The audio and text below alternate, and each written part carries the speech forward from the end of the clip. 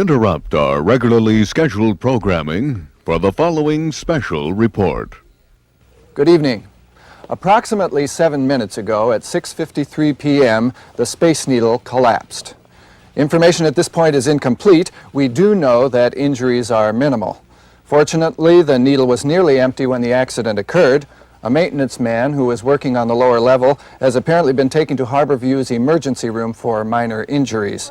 Structural damage to the surrounding buildings is extensive. The Space Needle itself is beyond repair.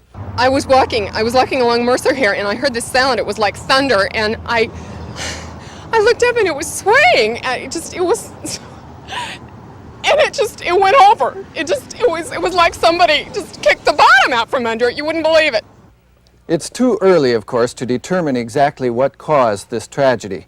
Certainly, recent reports of metal fatigue in the huge support girders indicated possible structural damage. In fact, we are told that the city engineer was to have received a report on possible structural dangers in the Space Needle on Monday. The Space Needle, of course, was built in 1962 as a symbol of the Seattle World's Fair. It soon became a symbol for the city itself. Normally, at this time on a Saturday evening, the needle would have been in full operation.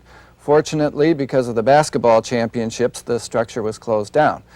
In a way, I suppose this is the best possible time for this to have happened, although the shock may well last into the coming weeks. Again, the Space Needle has fallen down.